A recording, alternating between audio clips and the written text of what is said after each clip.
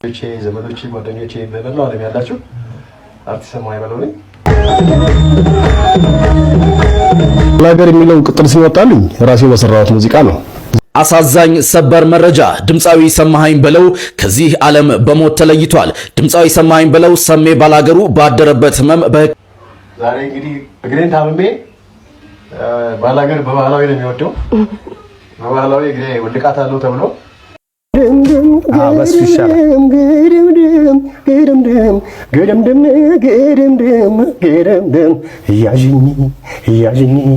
ያዥኝ አንተ በሽተኛ ለምን ትይኛለሽ? ተነሳብህ ደግሞ ለምን ትይኛለሽ? ተነሳብህ ደግሞ ለምን ትይኛለሽ? አዎ ተነሳብኝ በሽታ ያንቺ ነሽ። ምን በሽታ አለብኝ የኔ ዓለም። የሞቱ ምክንያት ምንድነው? በተለያዩ የጥበብ ስራዎቹ የምናቀው የምንወደው የምናከብረው አርቲስት ሰማኸኝ በለው እንግዲህ ከሰዓታት በፊት እየተጋሩ ባሉ መረጃዎች መሰረት ወይም ደግሞ በተለያዩ የማህበራዊ ድረገጽ መተግበሪያዎች የሶሻል ሚዲያ ፕላትፎርሞች ላይ እየተለቀቁ ወይም እየተጋሩ ባሉ ቪዲዮዎች መሰረት በድንገት ከዚህ ዓለም በሞት እንደተለየ እየሰማን እንገኛለን። ይህ ጉዳይ እንግዲህ አድናቂዎቹን ከጥግ እስከ ጥግ ያሳዘንና የብዙዎችንም ትኩረት የሳበ ጉዳይ ነው። ተመልካቾች እንግዲህ ዛሬ ድምጼ ትንሽ በጉንፋን ምክንያት ጥሩ ባይሆንም ለዚህ ይቅርታ ጠይቃለሁ። ሰላም የተከበራችሁና የተወደዳችሁ የዩቲዩብ ቻናል ቤተሰቦች ኢትዮጵያውያን፣ ኤርትራውያን እህት ወንድሞች እንግዲህ ዛሬ ከወትሮ ለየት ባለ መልኩ እጅጉን በሚያሳዝን ቪዲዮ ተመልሰን መተናል። የዛሬ እንግዲህ የቪዲዮ ዋና ሐሳባችን የምንወደው የምናከብረው አርቲስት ሰማኸኝ በለው በድንገት ከዚህ ዓለም በሞት የመለየቱ ዜና ነው። ቤተሰቦች እንግዲህ ይህ ጉዳይ እንደነገርኳችሁ ብዙዎችን አሳዝኗል። አርቲስቱ እንዴት ከዚህ ዓለም በሞት ተለየ? ምንድነው ምክንያቱ? መሰል አዳዲስ ጉዳዮችን ይዤላችሁ መጥቻለሁ። ቪዲዮ ላይክ ማድረግ እንዲሁም ለቻናሉ አዲስ ሆናችሁና የዚህ ቻናል ቤተሰብ ያላችሁ ቻናሉን ሰብስክራይብ በማድረግና የዚህ ቻናል ቤተሰብ በመሆን በተጨማሪም ቪዲዮቹ ላይ ያላችሁ ማንኛውም ሐሳብ አስተያየት ወንድማዊ ታይም ክራችሁን ኮሜንት ሴክሽን ላይ በማጋራት ነገ ጥሩ የተሻሉ ማራኪ ስራዎችን ይዤ እንድመጣ አበረታቱኝ። ወደ ቪዲዮ የሟቾች ቁጥር 31 ደርሷል። ዛሬ ማለዳ 12 ሰዓት ተኩል ከደሴ ወደ አዲስ አበባ ጉዞ እያደረገ የነበረው አውቶቡስ ልዩ ቦታው ሀረጎ ወይም በተለምዶ ኤስ የሚባል ጠመዝማዛ መንገድ ላይ 100 ሜትር ጥልቀት ያለው ገደል ውስጥ መግባቱ ይታወቃል። በዚህም ጠዋት 28 ሰዎች ህይወት ማለፋቸው ተነግሮ ነበር። አሁን የሟቾች ቁጥር 31 ደርሷል። የተቀሩት 29 ተሳፋሪዎች ከባድና ቀላል ጉዳት የደረሰባቸው በደሴና በኮምቦልቻ ሆስፒታል ሕክምና እየተደረገላቸው መሆኑን የኮምቦልቻ ከተማ አስተዳደር ፖሊስ ትራፊክ ደህንነት ክፍል ኃላፊ ኮማንደር ብርሃኑ ከተማ ማስታውቋል። በድጋሚ ለሟቾች ነፍስ ይማርልን፣ ቸር ወሬም በሀገራችን ላይ ያሰማን። በመንገዶ ሁላ ጥንቃቄ አይለዩ። ይህ የሚኖር ህይወት ነው። ሰላም። የተለያዩ እንግዲህ በተሽከርካሪ ምክንያት የሚደርሱ አደጋዎችን እንሰማለን እንመለከታለን። ዛሬ ግን አሁን በተመለከትነው ቪዲዮ እንግዲህ እንደተረዳችሁት እንደተመለከትነው ማለት ነው በደሴ ልዩ ቦታ ሀረጉ በሚባለው አካባቢ 28 ሰዎችን ባንዴ ከ28 እስከ 31 የሚቆጠሩ ሰዎችን እንግዲህ ባንዴ ነፍሳቸውን ነጥቋል። ብዙዎችንም እንግዲህ የነሱን ቤተሰቦች ለሀዘን ዳርጓል። ቤተሰቦች እንግዲህ የነሱን ዘመድ ወዳጆች ቤተሰቦቻቸውን የቅርብ ሰዎቻቸውን እንግዲህ በኔና በእናንተ በተመልካቾች ስም እንግዲህ የተሰማንን ጥልቅ ሀዘን ልናጋራና እንግዲህ እንዲያጽናናቸው ያለንን መልካም ምኞት ወይም ደግሞ ፈጣሪ መጽናናቱን እንዲሰጣቸው ያለንን መልካም ምኞት ልገልጽ እወዳለሁ። ሟቾቹንም ወይም ደግሞ በዚህ አደጋ ሰለባ የሆኑ ወንድሞቻችንም ፈጣሪ ከደጋጎቹ ጋር በአጸደ ገነት ነፍሳቸውን እንዲያኖር እንግዲህ ያለኝን ጥልቅ ወይም ደግሞ ጥሩ ምኞት ለመግለጽ እወዳለሁ። ለዚህ ሁሉ ምክንያት የሚሆኑ ወይም ደግሞ ለአደጋ መንስኤ የሚሆኑ ነገሮችን ግን እኛ ልንጠነቀቅ ይገባል። አሳዛኝ ሰበር መረጃ ድምፃዊ ሰማኸኝ በለው ከዚህ ዓለም በሞት ተለይቷል። ድምፃዊ ሰማኸኝ በለው ሰሜ ባላገሩ ባደረበት ህመም በሕክምና ሲረዳ ቆይቶ በዛሬው ዕለት ከዚህ ዓለም በሞት ተለይቷል። ድምፃዊ ሰማኸኝ በለው የተለያዩ ባህላዊና ሌሎች ይዘቶች ያሏቸው የሙዚቃ ስራዎችን ለአድማጭ ተመልካች አበርክቷል። ሰሜ ባላገሩ ባለትዳርና የአራት ልጆች አባት እንደነበር ፋና ዲጂታል ከቤተሰቦቹ ያገኘው መረጃ ያመለክታል። ለቤተሰቦቹ ለወዳጅ ዘመዶቹና ለአድናቂዎቹ መጽናናትን እመኛለሁ። የሞቱ ምክንያት ምንድነው? በዛሬው ዕለት ህይወቱ እንዳለፈ የተገለጸው የባህል አምባሳደሩ ተወዳጁ አርቲስት ሰማኸኝ በለው ጋር በተያያዘ የሞቱ ምክንያት ምን እንደሆነ ለማጣራት ሙከራ አድርጌ ነበር። ድንገተኛ ህመም ወደ ሆስፒታል ከገባ በኋላ ህይወቱ እንዳለፈ የተገለጸ ሲሆን በነፍስ ይማር። አሁን ላይ እንግዲህ ብዙዎችን ድንገተኛ ሆኖ ብዙዎችን ያሳዘነ ዜና ነው። አርቲስት ሰማኸኝ በለው እንግዲህ በተለያዩ የባህላዊ የሙዚቃ ስራዎቹ እናውቀዋለን ሁላችንም። ታዲያ እንግዲህ ይህ ተወዳጅና አንጋፋ ድምፃዊ አርቲስት ሰማኸኝ በለው ባልተጠበቀ መልኩ በድንገተኛ እንግዲህ የመሞቱን ነገር ከሰዓታት በፊት ከ2 ሰዓት ከ3 ሰዓት በፊት እንግዲህ የሞቱን ዜና እየሰማን ነበረ። ታዲያ የዜና ከተሰራጨበት ጊዜ ጀምሮ ብዙዎች እንግዲህ ያላቸውን ሀዘን እያጋሩ ነበረ። ታዲያ በአርቲስቱ ዙሪያ ምን አይነት ነገሮች አሁን ላይ በማህበራዊ ድረገጽ መተግበሪያዎች እየተሰራጩ ነው? በሞቱ ዙሪያ ወይም ደግሞ በህልፈተ ህይወቱ ዜና ዙሪያ ምን አይነት መረጃዎች አሉ? እስኪ 1-2-3 ቪዲዮዎች አሉ፣ እነሱን ተመልክተን እንመለስ። ይሳካ እንግዲህ ከዚህ ዓለም በሞት መለየቱ ተሰምቷል። እንዳልናችሁ ብዙዎችም ሀዘናቸውን እየገለጡ ነው። በተለይ ከዚህ ጋር ተያይዞ ከቅርብ ጊዜ ወዲህ የድምፃዊ ሰማኸኝ በለው በአካላዊ ገጽታው ላይ ተፈጥሮ የነበረው እጅግ እንግዲህ የሰውነት ክብደቱ ጨምሮ በመታየቱ ብዙዎች ከጤና እክል ጋር በተያያዘ ይሆናል። ስለዚህ እባክህ ሰማኸኝ በለው ክብደትን ተቆጣጠር፣ የጤና ሁኔታ ልክ አይመስልም የሚሉ ሀሳቦችን ሲሰጡ ተመልክተን ነበረ። ነገር ግን እሱ በተለያዩ ኢንተርቪዎች ላይ ሲናገር እንደሰማ ነው እኔ ፍጹም ጤነኛ ነኝ፣ እንደዚህ ወፍሬ 115 ኪሎ እንኳን ብሆን ነገር ግን ምንም አይነት በሽታ የለብኝም የሚልን ኢንተርቪው በተለያዩ በሚቀርብባቸው ማህበራዊ ሚዲያዎች ላይ እንደዚሁም ደግሞ የቴሌቪዥን ጣቢያዎች ላይ ጭምር ሲገልጽ ነበረ። ነገር ግን ቀስ በቀስ እንግዲህ በውስጡ የነበረው ህመም ነው አሁን ላይ ወደ ሆስፒታል በድንገት ከገባ በኋላ ሐኪሞች የሚችሉትን ጥረት አድርገው እንግዲህ ህይወቱን ማትረፍ አልተቻለም። ስለዚህ የሞቱ ምክንያትም ከህመም ጋር የተያዘ መሆኑን አረጋግጠናል። ብዙዎቻችን እንግዲህ አርቲስቶችን መድረክ ላይ ደምቀው አምረውና ተውበው ስንመለከታቸው በተለይ ህዝብን ሲያስጨፍሩ ሲያዝናኑ ስናይ ብዙ ጊዜ ሁሉ ነገራቸው ወይም ህይወታቸው ሙሉ ለሙሉ በደስታ የተሞላ ይመስልናል። ነገር ግን ከጀርባቸው ብዙ ህመምን፣ ብዙ ስቃይን፣ ብዙ ችግርን ተሸክመው እንደሚዞሩ ማሳያ ነው። እንግዲህ የተለያዩ አርቲስቶችን በዚህ ዓመት አተናል። በእውነት በዛሬው ዕለት ደግሞ ሰማኸኝ በለውን እንግዲህ በሞት ማጣት በተለይ ለአድናቂዎቹና ለወዳጆቹ ምን ያህል ከባድ ሊሆን እንደሚችል ግልጽ ነው። በተለይ ከቅርብ ጊዜ ወዲህ ደግሞ እንዳልናችሁ ድምፃዊ ሰማኸኝ በለው በተለይ የሰውነት ገጽታው ላይ ጥሩ ስላልነበረ በጣም ክብደቱ በጣም ጨምሮ ብዙዎች የተመለከቱ ሰዎች አስቀድመው ማስጠንቀቂያን ጭምር ሲሰጡት ነበረ። እሱ ግን እንዳልናችሁ ክብደቱን ለመቆጣጠር ጥረት እያደረገ እንደነበረ ቢገልጽም ነገር ግን ደግሞ የበለጠ ከጊዜ ወደ ጊዜ እየጨመረ መጥቷል። እናም የህመሙ መንስኤም ከዚህ ጋር የተያዘ እንደሆነ ከቅርብ ምንጮች የሰማነው መረጃ ያሳያል። ድምፃዊ ሰማኸኝ በለው የኢትዮጵያን ባህል ወግና ታሪክ የሚያንጸባርቁ በርካታ የሙዚቃ ስራዎችን ለአድማጮች ያበረከተ እንግዲህ የጥበብ ሰው ነበረ። ባህላዊ ዜማዎች ይዞ መድረክ ላይ ሲወጣ የኢትዮጵያዊነት ወግና ማዕረግ አብሮት ይወጣ ነበረ። በሙዚቃው ኢንዱስትሪ ውስጥም እንደ ስሙ ሁሌም እንግዲህ ተከብሮ ተወዶ የሚኖር ነበር። በተለይ አድናቂዎቹ እሱን በጣም የሚወዱትና የሚያደንቁት ስራዎቹንም ደግሞ በጉጉት የሚጠብቁት እንደዚሁም በዩቲዩብ ላይ ከሚሊዮን በላይ እይታዎችን ማግኘት የቻለ ድምፃዊ ነበረ። እንደሰማነው መረጃ ድምፃዊው እንግዲህ የ4 ልጆች አባት የነበረ ሲሆን እንግዲህ በዛሬው ዕለት ግን በሞት መለየቱን ተከትሎ በቤተሰቦቹ ዘንድ ምን ያህል ከባድ ሀዘን ሊገጥማቸው እንደሚችል መገመት ቀላል ነው። በእውነት ይህን መስማት እጅግ ያሳዝናል። በዚህ አጋጣሚ ለድምፃዊ ሰማኸኝ በለው ቤተሰቦች፣ ወዳጆች፣ አድናቂዎች በሙሉ እንግዲህ መጽናናትን እንመኛለን። እንደዚህ አይነት ድንገተኛ የሞት ዜናዎች ብዙዎችን ያስደነግጣል። እንዳልናችሁ ደግሞ በቤተሰቡ ዘንድ ደግሞ ሌላ ከባድ መርዶ ነው የሚሆነውና ይህ የድምፃዊው ሞት በማህበራዊ ሚዲያ ላይ ከተሰማ በኋላ ወዳጆቹ፣ አድናቂዎቹ እንደዚሁም የሙያ ባልደረቦቹ ሀዘናቸውን መግለጽ አቅቷቸው በእንባ ጭምር እንባቸውን መቋቋም አቅታቸው በተሰበረ ልብ ውስጥ ሆነው ይህንን መርዶ ሲናገሩ ተመልክተናል። በእውነትም ፍጹም ያልተጠበቀ ነው ማለት እንችላለን።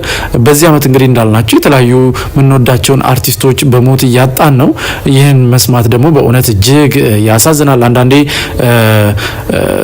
ያልተጠበቁ ፍጹም ያልገመትናቸው እንደዚህ አይነት ድንገተኛ ክስተቶች በጣም ልብን ይሰብራሉና በተለይ እንግዲህ እንዳልናችሁ ለቤተሰቦቹ ከልብ የመነጨ መጽናናትን እንመኛለን። ውድ የሁሌ አዲስ ሚዲያ ቤተሰቦች በዛሬው ፕሮግራማችን እንግዲህ ድምፃዊ ሰማኸኝ በለው ከዚህ ዓለም በሞት መለየቱን ተከትሎ የሰማነውን ጥቂት መረጃ ለእናንተ አቀረብን።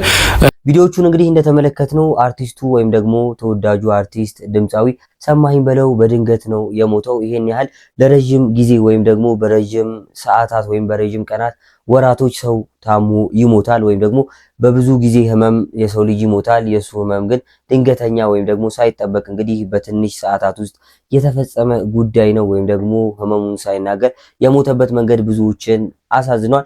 ቤተሰቦች እንግዲህ ይህ አርቲስት እንደነገርኳችሁ ብዙዎቻችን እናውቀዋለን። ብዙ ትልልቅ የባህል ስራዎች አሉት። ብዙዎች አድናቂዎችም ከሀገር ጥግ እንግዲህ በዓለም ላይ ኢትዮጵያውያን፣ ኤርትራውያን ብዙ አድናቂዎች ያሉት ትልቅ የጥበብ ሰው ነበረ። እንግዲህ በዚህ የጥበብ ሰው ሞት ያላዘነ ሰው አለ ብዬ አላስብም። እኔም እንግዲህ ለቤተሰቦቹ፣ ለቅርብ ዘመዶቹ፣ ለወዳጅ ዘመዶቹ በእኔና በእናንተ በቻናል የቤተሰቦች ስም የተሰማኝን ጥልቅ ሐዘን ልገልጽ እወዳለሁ። ፈጣሪ የዚህን ድንቅ አርቲስት ሰማኸኝ በለውን ነፍስ እንግዲህ ከደጋጎቹ ጋር በአጸደ ገነት እንዲያኖረው እንግዲህ ያለኝን መልካም ምኞትም መግለጽ እፈልጋለሁ። ታዲያ እንግዲህ ስለሱ ካነሳን አይቀር ይህ ታዋቂ ድምፃዊ ሰማኸኝ በለው ታዋቂ እንደመሆኑ በየጊዜያቱ እንግዲህ በተለያዩ ጊዜያት የተለያዩ የቲቪ ፕሮግራሞች ላይ ቀርቦ እንግዲህ የተለያዩ አዝናኝ ቆይታዎች ነበሩት። ከነሱ መካከል ለትውስታ ያክል እንግዲህ እነዚህን ቪዲዮ ጋበዝኳችሁ።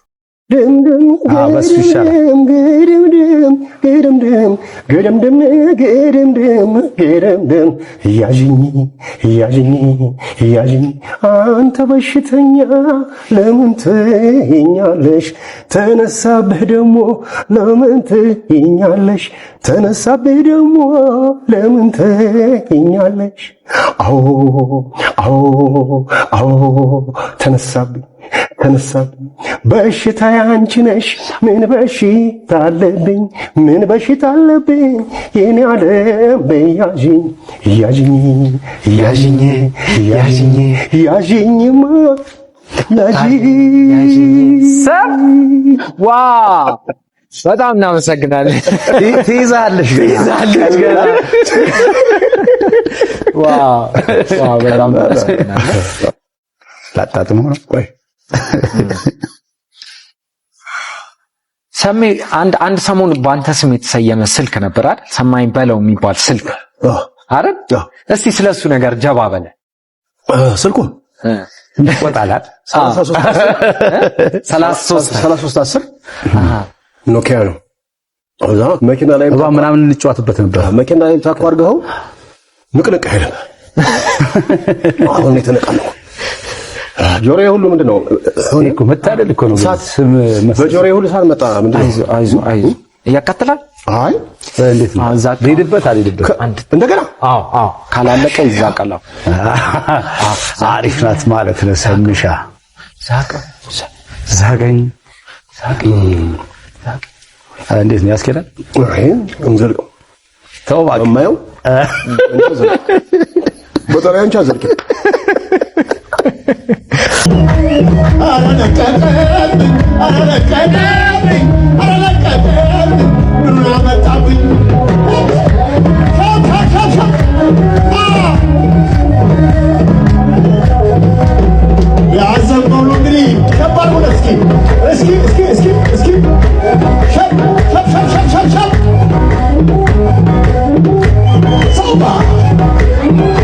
በድጋሚ ቤተሰቦች እንግዲህ በእውነቱ እጅጉን የሚያሳዝን ዜና ነው የዚህ አንጋፋ ድምፃዊ ሰማኸኝ በለው የሞት ዜና። ወደፊት እንግዲህ በሱ ሞት ዙሪያ የተለያዩ አዳዲስ መረጃዎች ሊኖሩ ይችላሉ። እነሱን እንግዲህ እየተከታተልኩ ይዤላችሁ የመጣ ነው የሚሆነው። በድጋሚ በዚህ ታዋቂ አንጋፋ በብዙዎች ተወዳጁ እንግዲህ ድምፃዊ ሰማኸኝ በለው የተሰማኝን ጥልቅ ሐዘን በኔና በቻናል ቤተሰቦች ስም ለመግለጽ እወዳለሁ። ፈጣሪ ከደጋጎቹ ጋር ነፍሱን በአጸደ ገነት ያኖርልን። ለቤተሰቦቹ፣ ለአድናቂዎቹ፣ ለወዳጅ ዘመዶቹ መጽናናትን በኔና በእናንተ ስም ተመኘው። ወደ ቀጣይ ቪዲዮ። ሰበር አሁን የገባም ታዋቂው ባለሀብት ወርቁ አይተነው በኖርዌይ በቲክቶከሯ ሄለን ደሳለኝ ላይ ክስ መሰረቱን ፍርድ ቤት በቲክቶከሯ እገዳና የገንዘብ ቅጣት ጥሏል። መረጃውን በአጭሩ ላቅርብላችሁ። በኖርዌይ ተንዳላግ ወረዳ ፍርድ ቤት በታዋቂው ባለሀብት አቶ ወርቁ አይተነው ላይ የሐሰት ስም ማጥፋት ዘመቻ አካሂዳለች በተባለችው ቲክቶከሯ ሄለን ደሳለኝ አዶ ላይ አስቸኳይ ጊዜያዊ እገዳ አስተላለፈ። እጃችን የሚገኘው የፍርድ ቤቱ ውሳኔ እንደሚያሳየው ተከሳሿም በቲክታክ ላይ አቶ ወርቁ አይተነውን በክሱ ላይ በስም የጠቀሰ ቫይረስ አለበት በማለት በሐሰት መወንጀሏ ተገልጿል። በተጨማሪም በሴቶች ላይ የወሲብ ጥቃትና ከባድ አካላዊ በደሎችን ፈጽሟል የሚሉ ቪዲዮዎችን አሰራጭታለች። ከዚህም ሌላ ለምን 25 የቲክቶክ አንበሶችን አትገዛልኝም በማለት የገንዘብና የስጦታ ማስገደድ ሙከራ አድርጋለች ተብሏል። በሰነዱ ላይ እንደተጠቀሰው ባለሀብቱ የዱባይ መኖሪያ ፍቃድ ያላቸው ሲሆን ይህ የመኖሪያ ፍቃድ ከቫይረሱ ነፃ መሆናቸውን በሚያረጋግጥ ሕጋዊ የጤና ምርመራ ላይ የተመሰረተ ነው። ተከሳሿ ይሄንን ሀቅ መካዷም ጉዳዩ በከፍተኛ ወንጀል እንዲታይ ካደረጉት ምክንያቶች አንዱ መሆኑ በክሱ ላይ ተጠቅሷል። የወንጀል ድርጊቱ ከባድ በመሆኑ የተነሳ የኖርዌይ ፍርድ ቤቱ ጊዜ አላባከነም። በመሆኑም ተከሳሿ በሌለችበት አስቸኳይ ውሳኔ አሳልፏል።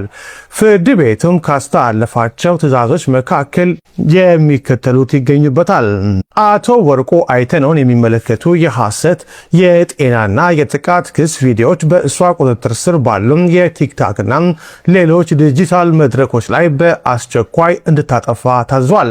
ጉዳዩ የመጨረሻ ፍርድ ቤት እስኪያገኝ ድረስ ስለ አቶ ወርቁ አይተነው በቲክታክ በቀጥታ ስርጭት ወይንም በአስተያየት መስጫዎች ላይ ድጋሚ እንዳትናገር፣ እንዳታጋራ ወይም አስተያየት እንዳትሰጥ እገዳ ተጥሎባታል። ያጠፋችውን የቪዲዮ ማስረጃ መልእክቶች፣ የአካውንት መረጃዎችና የገቢ ማስገኛ ማለትም ሞኔታይዜሽን መረጃዎችን እንዳትደብቅ ወይም እንዳትለውጥም በውሳኔው ላይ ጥብቅ ትዕዛዝ ሰጥቶበታል። በራሷ አካውንት ብቻ ሳይሆን በሶስተኛ ወገን በኩል ተጽዕኖ ፈጥራ የባለሀብቱን ስም እንዳታነሳም ተከልክላለች። በተጨማሪም ፍርድ ቤቱ ለክስ ሂደቱ ወጪ 22112 የኖርዌይ ክሮነር ለአቶ ወርቁ አይተነው እንድትከፍል በተከሳሿ ላይ ወስኗል። የፍርድ ቤቱን ትዕዛዝ ካልፈጸመች ደግሞ ለእያንዳንዱ ጥሰት ከባድና አስገዳጅ የገንዘብ ቅጣት የሚጣልባት መሆኑን በውሳኔው ላይ ተገልጿል። የአቶ ወርቁ አይተነው ጠበቃ ለኖርዌይ ፖሊስ በይፋ ያመለከቱ ሲሆን በሄለን ደሳለኝ አራዶ ላይ የሚመሰረተው የወንጀል ክስ በቀጣይ ቀናት በፍርድ ቤት በይፋ የሚታይ ይሆናል።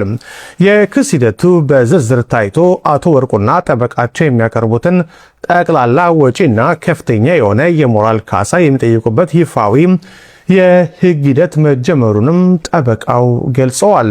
በማህበራዊ ሚዲያ በተለይም በቲክታክ የሰውን ስም በሐሰት የሚያጠፉ ግለሰቦች ከሕግ ጠያቂነት ማምለጥ እንደማይችሉም የሚያሳይ ነው ተብሏል። አቶ ወርቁ አይተነው በቲክታከሯ ሄለን ደሳለኝ ላይ የምትኖርበት ሀገር ኖርዌይ ድረስ በመሄድ በአንድ ሳምንት አጭር ጊዜ ውስጥ ፈጣን እርምጃ መውሰዳቸውና ከባድ የሕግ ውሳኔ ማሳለፋቸው ነው የተገለጸው። ይህ የሕግ እርምጃ ማህበራዊ ሚዲያን በኃላፊነትና በስነ ምግባር መጠቀም እንደሚገባ የሚያስተምር ነው የሚሉት አስተያየት ሰጪዎች፣ እንዲሁም ሌሎች ንጹሃን ዜጎች በሐሰተኛ መረጃ ክብራቸው ሲነካም ዝም ከማለት ይልቅ በዓለም አቀፍ ሕግ ፊት መብታቸውንና ታሪካቸውን እንዴት ማስጠበቅ እንደሚችሉ ጥሩ አርያ ወይም ምሳሌ ሆኖ የቀረበ ነው ተብሏል። ጉዳዩን እየተከታተልን ወደ እናንተ እናደርሳለን። በተደጋጋሚ እንደምለው እንግዲህ በዚህ በማህበራዊ ድረገጽ መተግበሪያዎች ላይ ካሜራቸውን አስቀምጠው ብዙ መጥፎ መረጃዎችን የሚያሰራጩ ሰዎች አሉ። መጥፎ መረጃ ማሰራጨቱ ብቻ አይደለም፣ የተለያዩ እንግዲህ ታዋቂ ወይም ደግሞ ባለሀብት ሰዎች ኑሮን የሚበጠብጡ አንዳንድ ሰዎች እንዳሉ እናውቃለን። በእነዚህ ሰዎች ምክንያት እንግዲህ ብዙ ቀውስ በህይወታቸው ብዙ ችግር የገጠማቸው አርቲስቶችም ታዋቂ ሰዎችንም መጥቀስ እንችላለን። ከነዚህ መካከል እንግዲህ ይህች ግለሰብ አንዷ ነች። ታዲያ እንግዲህ በተለያዩ አርቲስቶች ያልበቃ ብሏት ወይም ደግሞ የተለያዩ አርቲስቶች ህይወትን መበጥበጧ አልበቃ ብሏት በታዋቂው ባለሀብት ወርቁ አይተነው ላይ ባደረሰችው አልባሌ ስም ማጥፋት ወይም ደግሞ ባላደረጉት ባለሀብቱ በሌሉበት ወይም ደግሞ ባልፈጸሙት ጉዳይ በመወንጀሏና በማህበራዊ ድረገጽ መተግበሪያዎች ጉዳዩን ብዙዎች ተቀባብሎት ባለሀብቱ ጋር በመድረሱ ምክንያት እንደዚህ ለክስ ቀርባለች። ታዲያ ይህ ጉዳይ እኔ እንግዲህ እደግፈዋለሁ። ምናልባት እንግዲህ ይህ ነገር በህግ ተገቢውን ቅጣት ካገኘች በኋላ የተለያዩ ሰዎችን ህይወት ለመበጥበጥ እንግዲህ ወይም ደግሞ ያንን ተግባሯን በድጋሚ ለመፈጸም ትፈራለች። ምክንያቱም እንደዚህ አይነት የህግ ቅጣቶች ከእንደዚህ አይነት ነገሮች እንድንርቅ ስለሚያደርገን ማለት ነው። ታዲያ ባለሀብቱ እንግዲህ የፈጸሙት ጉዳይ ብዙዎችን አስደስቷል። እንደዚህ ህይወታቸው የተበጠበጠ ሰዎችም እንግዲህ ይህንን ሲሰሙ ትልቅ ደስታ ይሰማቸዋል ብዬ አስባለሁ። እንደዚህ አይነት ሰዎች በማህበራዊ ድረገጽ መተግበሪያዎች ላይ እንደዚህ አይነት ተገቢ እርምጃ ካልደረሰባቸው የሰው ህይወት መበጥበጥና ህብረተሰቡንም በውሸት መረጃ ግራ ማጋባታቸውን ስለማያቆሙ ማለት ነው። ብቻ እንደዚህ አይነትና በእንደዚህ አይነት መሰል ተግባር ያሉ ሰዎች እንደዚህ አይነት እርምጃዎች ሁሉም ሰው ቢወስድባቸው እንደዚህ አይነት ነገሮችን ልንቀንስ እንችላለን ብዬ አስባለሁ። ሁላችንም አስቆርፎናል። ለምን የቦታውን ህግና ስርዓት ጣሰው። ለቋርፍ የተነሳ ትችት አለ በአባቶች ላይ እስከ መሳለቅ ድረስ ያው መሰደቢያም ጭምር ሆኗል ማለት ነው። ብዙ አህዛቦች መነጋገር ያድርገውታል በጣም በሚገርም መልኩ ማለት ነው።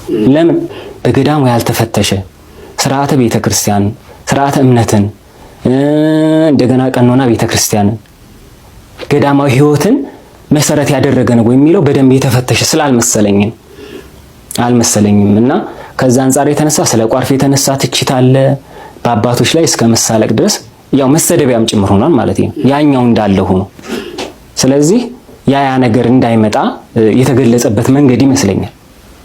ቋርፉ ይመራል እንዲህ እየሆናችሁ ነው የምትኖሩት ምናምን ያ ካራክተር እንግዲህ ዋና ተዋናይ የነበረው አካል ወይም ደግሞ ፕሮሞት የሚያደርገው ማስታወቂያ የሚሰራው አካል ያሳየው ገጽታ ነው እንግዲህ ለትችት ያበቃው ብዬ ነው የማስበው። ስለዚህ ቋርፍ እንዴት ይሰራል እንዴት ይበላል ማንኛውንም ነገር መጠየቅ ያለበት ማለት ገዳማውያን አባቶች ናቸው። ያውም ደግሞ ምናልባት ወደ ህዝብ ሲቀርብ ያን ያክል አንደበታችን ይረታ ላይሆን ይችላል። ስለዚህ ትንሽ ሐሳቡን በደንብ መግለጽ በሚችል አባት ተመርጦ ያለውን ሐሳብ ያስተላልፋል። ስለዚህ ከመጀመሪያ ካሰራሩ ጀምሮ ምንድነው ትላለህ? እስኪ አሁን ያንተን በጠይቅህ እዛ ላይ ያየኸው እዛ አሁን የተለቀቀው ቪዲዮ አለ ገቢ ለመሰብሰብ ነው ወይስ ደግሞ ለምእመናኑ ትምህርት ይሆናል ወይም ደግሞ ገዳማዊ ህይወትን እንዴ አኗኗሩን ለህዝብ ለማሳወቅ እንዴት እንደሚኖር የአባቶችን መከራ የእናቶችን ህይወት ለማሳወቅ ለመማሪያ የወጣ ነው ብለህ ታስባለህ ወይስ ደግሞ ገቢ ለመሰብሰብ ነው?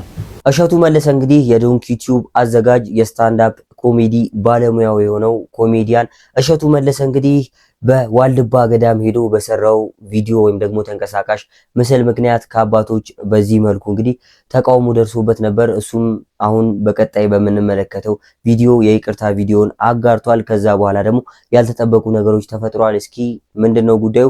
ቪዲዮቹን ተመልክተን እንመለስና ሐሳብ አስተያየታችንን የምንሰጥ ነው የሚሆነው። እንደዚህ እየጮኩ ጄን ያወናጨፍኩ የገዳም ቪዲዮ መስራት እንደሌለብኝ ትልቅ ትምህርት አግኝቻለሁ። ይሄንን በትክክል እቀበላለሁ። ለዚህም ያው ቅድም እንዳልኩት በእግዚአብሔር ስም ይቅርታ እጠይቃለሁ። ሞት ለማድረግ እዛ ውስጥ ገብቶ መንፈሳችን ተሰብሮ እያዘን የአባቶቻችን ህይወት የእናቶቻችን ህይወት እያሰበን እጅን እያወናጨፍክ በተለያየ መልኩ ህብረተሰቡን ምዕመኑ ሊይዝ በሚችል መልኩ የተለያየ ካራክተር እየተጠቀምክ ኦዲየንሱ መያዝ አለበት ብዬ አላምን። ቤተክርስቲያን ሰው ሲሄድ ለምን ነጠላ ለብሶ ይሄዳል? ቤተክርስቲያን ገቢ ማሰባሰቢያ ብዙ እናያለን። ግን ምን ሱፍ ተለብሶ አይገባም በምንም ተአምር። እውነት ነው አባታችን የተናገሩት ነገር በጣም ሙያዊና ሳይንሳዊ ነገር ነው። በጣም ያዩበትም እይታ የንስር እይታ የሚባል አይነት ነው። እዚህ ቪዲዮ ላይ ኢንትሮ ላይ የተጠቀምኩት የድምጽ መጠን ቃላቴ አባባሌ ልክ ሌሎች ዓለማዊ ቪዲዮዎች ላይ እንደምንጠቀመው አይነት የድምጽ መጠን ነውና ገዳም መንፈሳዊ ቦታ እንደመሆኑ እንዲህ አይነት ነገር እንዴት እዚህ መንፈሳዊ ቦታ ላይ ይሰራል የሚለውን የአባታችንን ጥያቄ 100% እቀበላለሁ። ብዙዎች በሚሞቱበት በዚህ አደገኛ የዋልድባ በረሃ እናቷ ከአንዴም ሶስቴ ወደ ሌላ ገዳም እንድትሄድላቸው ለምነዋት እምቢ ብላለች። ዛሬ ደግሞ እኛ ለምናት ከአዲስ አበባ ድረስ በአካል መተናል። ይህ ገዳም ሰዎች ለመሞት ተዘጋጅተው መከፈኛቸውን ይዘው የሚገቡበት ትልቅ የሰማዕትነት ቦታ ነው። እንግዲህ አባቶች እዚህ ጋር አሁን ያየነውን በጣም ጄን እያወራጨው ጮክ ያልኩ ስለ ገዳሙ መግቢያ ቪዲዮ የሰራውበት ቦታ ገዳሙ ውስጥ አይደለም አባቶቼ። ከገዳሙ በጣም ብዙ ኪሎ ሜትር ርቀት ገና መንገድ ላይ እያለን ነው። ገና ወደ ገዳሙ እየሄድን በትንሹ ከ5 ኪሎ ሜትር በላይ ርቀት ላይ ሆነን ተራራውን ስናየው በጣም አመቺ ስለሆነ እዛ ጋ ነው ይሄንን ኢንትሮ የሰራሁት። ስለዚህ እንደው ገዳሙን በመዳፈር እንዳልሆነ እንድትረዱልኝ አደራላለሁ። ነገር ግን ስቲል የገዳም ቪዲዮ ላይ እንዲህ አይነት ኢንትሮ አያስፈልግም የሚለውን ሂስ ወይም ተግሳጽ ግን በትክክል እቀበላለሁ አባቶቼ። እንደዚህ እየጮኩ ጄን ያወናጨፍኩ የገዳም ቪዲዮ መስራት እንደሌለብኝ ትልቅ ትምህርት አግኝቻለሁ። ይሄንን በትክክል እቀበላለሁ። ለዚህም ያው ቅድም እንዳልኩት በእግዚአብሔር ስም ይቅርታ እጠይቃለሁ።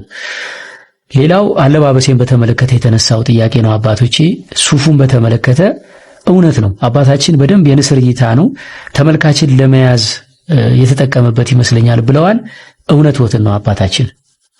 ሱፍ ለብሼ ቪዲዮውን የጀመርኩት ተመልካች ቪዲዮውን እንደጀመረ እንዳያሳልፈው ነው። ነጠላ ለብሼ የቤተክርስቲያን ቪዲዮዎች ብዙ ስለሰራው ነጠላ ለብሼ ከጀመረ ብዙ ሰው ያው መቼስ እንደተለመደው ዓለማዊ ነገር ነው እንጂ ማየት ብዙ ውስጣችን ደስ የሚለው የተቀደሰው መንፈሳዊውን ነገር ለማየት እንቅልፋችን ይመጣል፣ ያዛጋናል፣ ፍላጎት የለንምና ሱፍ ለብሼ የጀመርኩት የዓለማዊ ሰዎችን ቀልብ ለመያዝ ነው። ገና ቪዲዮውን ሲያዩት ዓለማዊ ወይም መደበኛ ቪዲዮ መስሏቸው ትኩረት እንዲሰጡትና በኋላ ግን ታሪኩን እየሰሙ እየተመሰጡ ሲሄዱ ይቀጥላሉ በሚል ነው። ነገር ግን አባቶቼ ሱፍ የለበስኩት ከገዳሙ ውጪ ባለው ክልል ነው። ልክ እስከ ገዳሙ ገብተን እግሬን እስከምታጠብ ድረስ ሱፍ ለብሼ ነው የተጓዝኩት። ከዛ በኋላ ግን ነጠላ ለብሼ ለመቀረጽ ጥረት አድርጌያለሁና ይሄንንም እንደ ትልቅ ትምህርት ወስደዋለሁ። እኔ ብቻ አይደለም እኔን የሚከተሉ ብዙ የይዘት ፈጣሪዎች ኮንተንት ክሬተሮች አሉ። ነገ እናንተም ወጣቶች ወደ ገዳም ሄዳችሁ ቪዲዮ ስትሰሩ ካለባበስ አንፃር ጥንቃቄ ማድረግን ከኔ እንድትማሩ ከኔ ስተት እንድትማሩ በዚህ አጋጣሚ አደራ አላለሁ። አባቶቼንም ለተግሳጹ ከልብ አመሰግናለሁ። አሁን ግን የተለቀቀው ሁላችንም አስቆርፎናል። ዋልድባ የእናቶች የሴቶች ገዳም ተብሎ ሲጠራ እንኳን ገዳም መስርቶ መቀመጥ ቀርቶ እንዴት ይሄ ተባለ የሚል አሁንም ትክክለኛ ሶስታችንም ሴቶች አሉ። ለምን ነው እርሻ ቦታ ላይ ከዚያው አፈራቸው እየጠበቁ በእኛ ቁጥጥር ሆነ በሰቋርም አሉ በአብረንታንትም በአራት ቦታ አሉ የእርሻ ቦታዎች ላይ አሉ። ከውስጥ ግን በፍጹም የለም። የሴት ገዳም የሚባል ነገርም ስሙን የለም መኖርም አይችልም። እንዲያውም እንደምንሰማው ተቃውሞ ነበር ይባላል። ይሄን ሲያስተላልፉ ቆርጦባቸው ነው እንጂ ይሄ ጥሪ አይደለም ሴቶች ገዳም ተብሎ መጠራት የለበትም ብለው እንዲያውም ተቃውሞ ነበር ይባላል። አሁን አንዳንድ ወሬ መልእክት ስንሰማ ግን ቆርጦባቸው አስቀረው። ከተቀረጸ በኋላ ቆርጦ አስቀረባቸው ይታል። አባታችን በአባታዊ ቃል ነው ቅሬታቸውን የገለጹት። አስኮርፎናል ብለው ነው የተናገሩት። ሰው የሚያኮርፈው የሚወደውን ሰው ነውና አስኮርፎናል። በጭካኔ አይደለም ይሄንን ሐሳብ የገለጹት በፍቅር ነው። ስለዚህ አባታችንን በጣም ማመስገን እወዳለሁ። እኔ ደግሞ በፍጹም አባቶቼ እንዲያኮርፉብኝ አልፈልግም። በእኔ በኩል ያለውን እውነት ላስረዳ።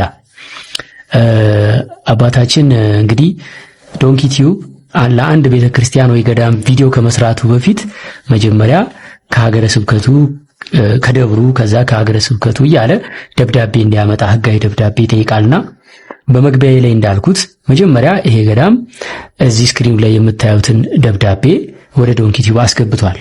ደብዳቤው እንዲህ ይላል። ብፁዕ አቡነ እስጢፋኖስ የጅማና የሰሜን ጎንደር አህጉረ ስብከት ሊቀ ጳጳስ በሰሜን ጎንደር ሀገረ ስብከት የዋልድባ ዳህልሻ ኪዳን ቅድስት ኪዳን በዋልድባ ገዳም ወይም ደግሞ በዋልድባ መድኃኔዓለም ገዳም ውስጥ እንግዲህ አባቶች የሚበሉት ቋርፍ የሚባል ምግብ አለ። ታዲያ ይህ ምግብ እንግዲህ አንዳንድ ሰዎች የማይሆን መልእክት ወይም ደግሞ የማይሆን መረጃ አሰራጭተውበት አባቶች እንደዚህ አይነት ነገሮች መሰራጨት አልነበረበትም፣ ይህን ቪዲዮ በዚህ መልኩ መሰራት አልነበረበትም ወይም ደግሞ ተገቢ አይደለም በሚል ያላቸውን እንግዲህ ቅሬታ አቅርበው ነበር። ከዛ እሸቱ መለሰም እንግዲህ በተመለከትነው መልኩ ይቅርታውን ሰጥቷል ወይም ደግሞ ይቅርታ አድርጉልኝ ብሎ ያለውን ነገር አሁን በተመለከትነው ቪዲዮ ሐሳቡን ዝርዝር አድርጎ ግልጽ በሆነ መንገድ አስረድቶ ነበረ። ታዲያ ከዛ በኋላ አባቶች ነገሩ ተረድተናል፣ እንግዲህ ልጃችንን ልንባርከው ይገባል ብለው ስቱዲዮ ድረስ መጥተው በዚህ መልኩ ደስ የሚል ጊዜ አሳልፈው ነበር።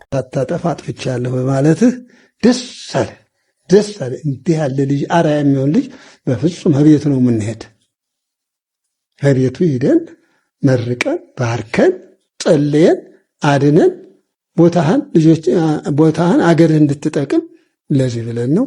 አሁንም የአባቶች በረከት መጥቶልሃል፣ እግዚአብሔር አድሎሃል። ከቅንነት ስለተነሳህ አንተም ተናግረሃል። እኔም አውቀው ነገር የለኝም ክፋት አይደለም አባቶች በምትለው አንጀታችን ሰበረን እና ይሄ ነው እንግዲህ ዘአታት ርሶ ይከብር ወዘአላለ ርሶ ያስር።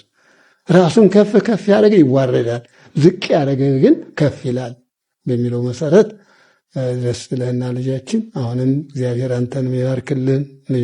ልጆች ወልደህ እንደሆነ ልጆችን ይባርክልን። እናንተ ሁሉ ረዳት ሁሉ ይባርካችሁ እግዚአብሔር። ልንባርካቸው የመጣል እዚያም በተረፈ ደግሞ አገራችን በእውነቱ አሁን የምንሰማው የምናየው እኛ በእውነቱ የመጣ ነው ሌላ ስራ ነው። ያ ገዳም እንደምታየው በረሃ ነው፣ ሰው አይሄድበት፣ ምን አይሄድበት። በተለይ አብረንታን ትራቅ ያለ ነው፣ በጣም ከሰው የራቀ። እነዚያም ሰቋርም ዳልሻም ቅርቦች ናቸው። ያ ግን በመኪና መንገድ ከተው የ12 ሰዓት መንገድ ሰው የሚገኝበት እህል የሚበላበትን የ8 ሰዓት የ9 ሰዓት መንገድ እነዚህ እናቶች ያሉበት ቦታ ከ7 ቦታ አለን። የኛ እናቶች ማለት ነው። 7 ሞፈር ቤት አለ። አሁን እንዳየኸው እንደዚህ እንደ እናቶች ከማዶ የኛው ርቀቱ ገዳሙ ያለበትና እነዚህ እናቶች ያሉበት የ7 ሰዓት መንገድ በምስራቅም በምዕራብም ካሉት እዚያች እህል እንዳይሻገርባት ኃጢአት እህል እንዳይበላባት የሞቀ የደመቀ እንዳይለበስባት የጣመ የላመ እንዳይበላባት ብሎ ያችን ቦታ ቀድሶ የሰጣቸው አባቶቻችን ያሉበት ቦታ ነው። ላንተም ጸጋ ነው የሰጠህ እግዚአብሔር አድሎሃል። በእውነት ታድለሃል። ምነው ጥሩ ስራ ስለምትሰራ ነው። ወደፊቱ ይቀድስህ፣ ገዳማትን የምትረዳ ያርድህ። በእውነቴ ነው ጥሩ ስራ እየሰራህ ነው ያለ። ቪዲዮቹን እንደወደዳችኋቸው አልጠራጠርም። እንግዲህ በጣም በሚያሳዝን መልኩ የምንወደው የምናከብረው ድንቁ ድምፃዊ እንግዲህ አርቲስት ሰማኸኝ በለው የሞቱን ዜና ሰምተን ብዙዎቻችን አዝነናል። አርቲስት ሰማኸኝ በለው በድንገት የመሞቱ ነገር ብዙዎችን አሳዝኗል። ቤተሰቦች፣ እኔም በእናንተና በቻናሌ ቤተሰቦች ስም የተሰማኝን ጥልቅ ሐዘን በድጋሚ እንግዲህ ለመግለጽ እወዳለሁ። ለዛሬ ይዤላችሁ የመጣኋቸው ቪዲዮዎች እነዚህን ይመስሉ ነበረ። ቪዲዮቹ ላይ ያላችሁን ማንኛውም ሀሳብ፣ አስተያየት ወንድማዊ ምክራችሁን ኮሜንት ሴክሽን ላይ አጋሩኝ። ምክንያቱም ነገ ጥሩ የተሻሉ ማራኪ ስራዎችን ይዤ እንድመጣ ስለሚያግዙኝ ማለት ነው። እንግዲህ በቀጣይ ጥሩ ስራዎችን ይዤ እንድመጣ ለእናንተው ስለሚያግዙኝ ሀሳብ አስተያየታችሁን ኮሜንት ሴክሽን ላይ አጋሩኝ። እንግዲህ ወንድማችን አርቲስት ሰማኸኝ በለው የመሞቱ ነገር ብዙዎችን አሳዝኗል። ሰዎች እንግዲህ በቀጣይ ስለዚህ አርቲስት የሞት ጉዳይ አዳዲስ መረጃዎች ካሉ እንደነገርኳችሁ ይዤላችሁ መጣ ነው የሚሆነው። እስካሁን ለነበረን ቆይታ እጅግ አመሰግናለሁ። ቴንክ ዩ ሶ ማች። ይመቻችሁ።